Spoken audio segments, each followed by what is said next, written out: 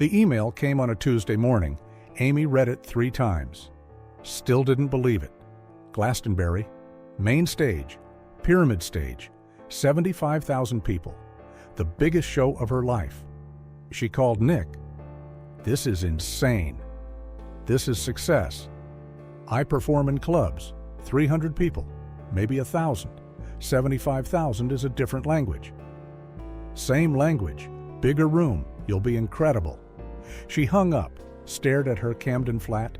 Same walls, same table, same chipped mug, everything familiar, everything small, everything real. How do you take real and scale it to 75,000? Blake found her on the roof, smoking, staring at London. "Glastonbury? How'd you know?" "You only look that terrified when the stakes are impossible." "I can't do this." "You can." "No, I mean it. I connect with people. Eye contact. Shared breath. Intimacy. You can't have intimacy with 75,000 strangers." He sat beside her. "Then don't try. Don't perform for 75,000. Perform for one. The person in the back who saved for months to be there. The kid who knows every word. The parent who introduced their daughter to your music. One person times 75,000. She considered. That's the same math. Different perspective. The preparation was different. Bigger production, more lights, larger band. Everything designed for scale, for spectacle. Amy stood at Brixton Academy during rehearsal. Empty venue, sound check echoing. Everything felt wrong. Too big, too distant. "We need to bring it down," she told Mark. "Bring what down?" "Everything. The production, the spectacle. If I'm going to connect, I need to be visible, human. Not a dot on a distant stage. The production is designed for scale, for impact. The production is designed for performance. I need connection. Those are different goals." Mark understood. Started stripping elements. Fewer lights, simpler staging, more focus on her, on the voice, making big, feel small. Blake watched from the seats. "Better? Still feels huge?" "It is huge, but now you're visible through the huge." That's the balance. The small venue warm-ups began. Before Glastonbury, Amy insisted on club shows, returning to roots, remembering why she started. The good mixer, Ronnie Scott's, small rooms, familiar faces, real connection.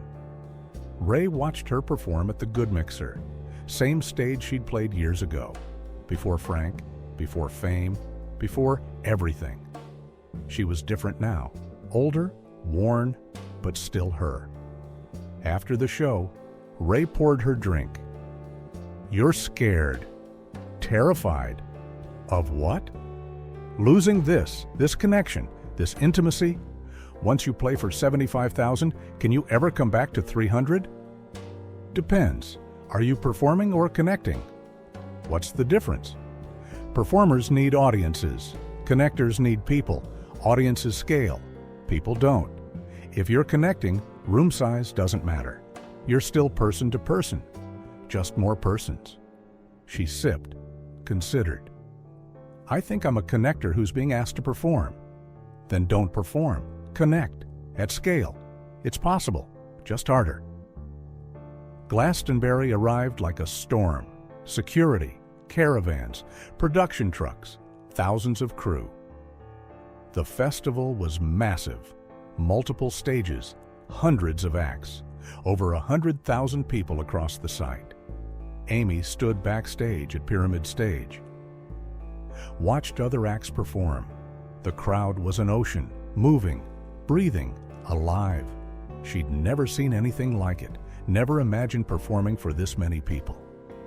Blake stood beside her, silent. Just presence, just anchor. "I can't see their faces," she said. "They can see yours, on the screens. You're 40 feet tall up there." "That's not me. That's an image of me. How do I connect with an image?" "You don't. You ignore the screens. You perform for the front row. The screens handle the rest. Let technology do its job. You do yours. The stage manager called 30 minutes. Amy's hands started shaking, the familiar pre-show anxiety, but bigger, heavier, more intense. Mark found her. Sound check was perfect. Band's ready. You're ready. I'm not. Yes, you are. You've done this 1,000 times. I've never done this. This is different. This is the same songs, same voice, same truth, just more people hearing it. Don't change what works, just amplify it. But amplification wasn't neutral. It changed things, made small, big, intimate public, personal universal. Could truth survive that translation? The walk to stage felt eternal, through corridors, past crew, past other artists, past security, each step heavier, each breath shallower. Then suddenly, she was there. In the wings, the crowd visible, massive, overwhelming, impossible. The introduction, her name echoing, the crowd roaring, sound like weather, like force of nature. She stepped into the light. 75,000 people, all looking at her, all expecting something, all demanding connection she didn't know how to give at this scale. She walked to the microphone, looked out. Couldn't see past the first 10 rows. Everything beyond was blur, movement, energy, mass without faces, anonymous expectation. Then she saw one person, front row, young woman, tears already streaming, singing along before any music started, knowing every word before they were sung. Amy focused there, on that one face, that one connection. Let the rest blur, let the scale disappear. Just person to person, just singer to listener, just truth to witness. The band started. She opened her mouth and sang. The performance was out of body. Amy sang, hit notes, performed choreography, but part of her was watching from outside, observing this surreal moment, this impossible scale, this girl from Camden on the world's biggest stage. Halfway through the set, during a ballad, she stopped, let the band fade. Stood in silence. 75,000 people, silent, waiting. I'm from Camden, she said into the microphone. Small streets, small pubs, small stages. This is different. This is huge. This is terrifying. But you know what? You're still just people. I'm still just me. So let's forget the scale, forget the production. Just be people sharing music together. Yeah? The crowd roared. Agreement, understanding, permission granted. For her to be human, for them to be intimate despite the distance. She sang the ballad acoustic, just her voice, no band, no production, just sound and space. And 75,000 people breathed with her, moved with her, connected despite the impossibility. Blake watched from side stage, tears in his eyes. She'd done it, found intimacy in scale, made the impossible possible, stayed herself despite the enormity. When the song ended, the silence was profound. Then the eruption, not applause, recognition, gratitude, witness. They'd experienced something rare, something real, something that transcended the distance. The rest of the set was different. Amy stopped performing for the crowd, started connecting with individuals. That woman front row, that couple in the wings, that person waving in the distance. Each song a conversation, each moment person to person. The scale became irrelevant, only connection mattered. Mark watched from the mixing booth. This was revolutionary. Artists usually performed bigger at big shows, more spectacle, more performance, more distance. Amy was doing opposite, performing smaller, more intimate, more real. And it was working. The crowd was mesmerized. Final song. Amy addressed the crowd. Thank you for letting me be small on a big stage, for letting me connect instead of perform, for being people instead of audience. This was terrifying. This was beautiful. This was real. Thank you. The crowd sang the final chorus with her. 75,000 voices, one sound, unity in scale, intimacy in mass. The impossible made possible. Backstage was chaos, media, industry people, everyone wanting to talk.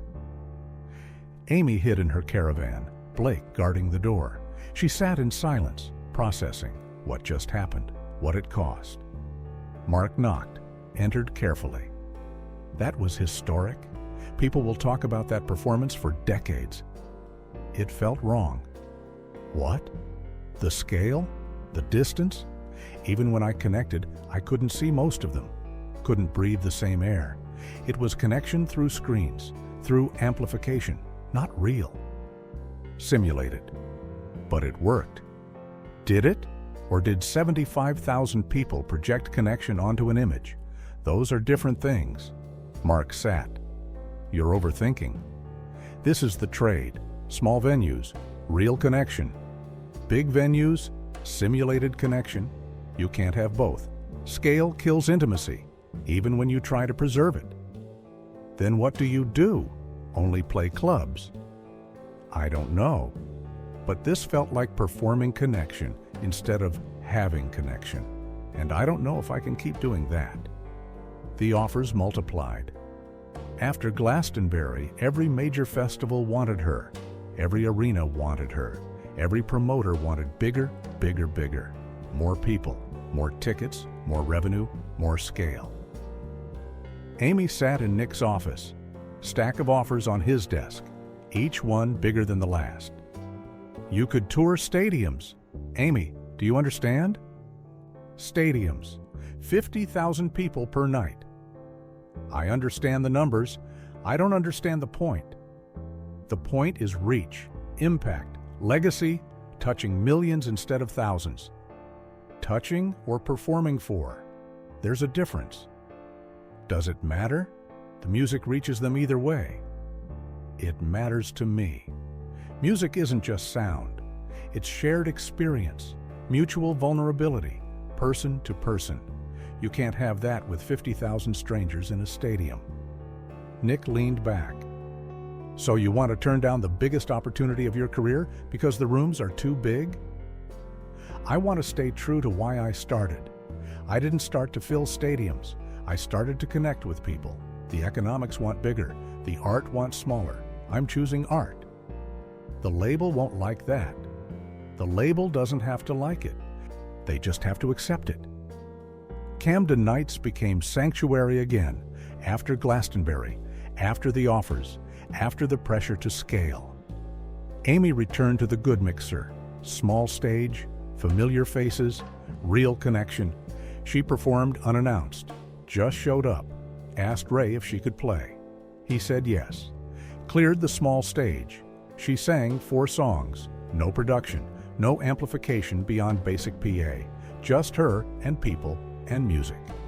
Afterward, a young woman approached. Nervous? I was at Glastonbury, front row. You looked right at me. Amy remembered, the woman who'd been crying before the music started. I remember. That moment changed my life. Seeing you see me in a crowd of thousands. You made me feel visible. You were visible. You were real. That's what I was looking for. Something real in all that scale. Can I ask you something? Why are you here? In a pub? After Glastonbury? You could be anywhere. Amy smiled. Because this is real. Glastonbury was incredible, but this is home. This is where I can actually see faces, share air, connect without technology mediating. This is where I remember why I do this. The woman hugged her. Genuine gratitude, real connection. The kind that can't happen through screens, through amplification, through scale.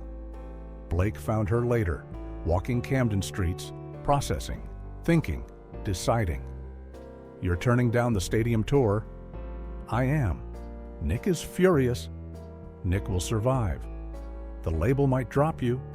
Then they drop me. I'll find another label, or I'll be independent.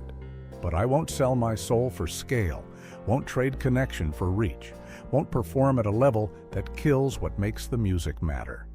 He took her hand. You're rare. Most people chase bigger. Most people lose themselves in bigger. I've worked too hard to find myself.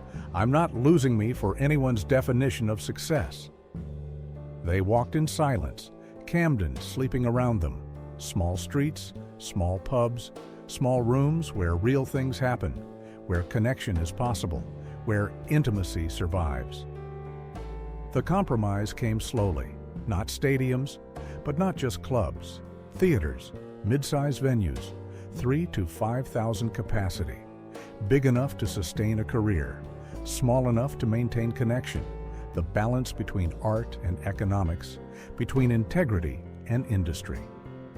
Amy stood on stage at the Roundhouse, 4,000 people. She could see the back row, could feel the room, could breathe the shared air. This was possible. This was scalable. This was real. She performed without pretending. Connected without simulating, gave without emptying. Found the sustainable middle between Camden clubs and Glastonbury fields, between 300 and 75,000, between small and impossible. Blake watched from his usual spot, side stage, close enough to catch her if she fell, far enough to let her fly. She'd found it, the answer, not biggest, not smallest, sustainable, real, true. After the show, Ray came backstage. Rare occurrence. He never left the pub, but tonight was different. Tonight mattered. Heard you turned down the stadium tour. You heard right. People think you're crazy. People think a lot of things. I think you're brave, choosing small in a world that worships big. That's rare, that's real. She hugged him. This man who'd watched her grow, who'd given her stages when nobody knew her name, who'd reminded her that connection mattered more than scale.